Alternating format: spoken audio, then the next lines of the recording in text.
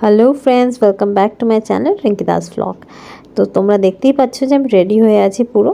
তো আমি যাচ্ছি এখন নবযৌবনে জগন্নাথ দেবের সাজ দেখতে। তো চলো টাটা, এখন বাজে ঘড়িতে 7টা। তো আমি বেরিয়ে পড়লাম। আজকে মেয়ের গানের ক্লাস আছে, তো একেবারে মেয়েকে সঙ্গে করে নিয়ে যাচ্ছি। বিয়ের পর থেকে প্রতি বছরই কিন্তু আমি এই দিনে প্রভু জগন্নাথ দেবের দর্শন করতে যাই।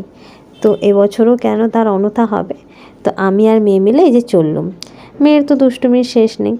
এই দেখো, একবার গেটের ভেতরে যাচ্ছে, একবার বাইরে বেরোচ্ছে।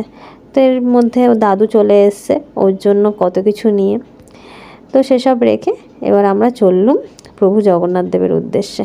এই সময়টা বেশ ভালো লাগে যে রথ আসছে রাস্তাঘাটেও এই ভিড়টা দেখতে খুব ভালো লাগে। আজকে কিন্তু বেশ ভিড় হয়েছিল, হওয়াটা স্বাভাবিকই, নবযৌবন বলে কথা প্রভু জগন্নাথ দেবে। তো চলো আমরা দেখে নিই কীরমভাবে সেজে উঠেছে আমাদের প্রভু। মন্দিরটি কিন্তু দেখো আলোয় আলোকিত হয়ে গেছে পুরো। রথ আসছে, এটা যেন আমাদের কাছে একটা বিশাল বড় আনন্দের জিনিস। সত্যি কথা বলতে এই 1 মাস জুড়ে এই আনন্দ চলবে। প্রভু জগন্নাথ দেব মাসি বাড়ি যাবে, আবার উল্টো রথে ফিরে আসবে। তারপরেও 1 মাস ধরে এখানে মাহেশের মেলা চলে। তো এই দেখো একজন নিয়ে এসেছিল কত বড় গোপাল, দেখে মনটা এত ভালো হয়ে গিয়েছিল, খুব সুন্দর লাগছিল। তো চলো এখন ভেতরে যাই, ভেতরে গিয়ে আগে প্রভুর দর্শন করি, তারপরে তো এই যে আমাদের প্রভু নতুন রূপে সজ্জিত হয়ে এসছে। এক অপূর্ব সুন্দর লাগছিল, মনোমুগ্ধ হয়ে যাচ্ছিল দেখে।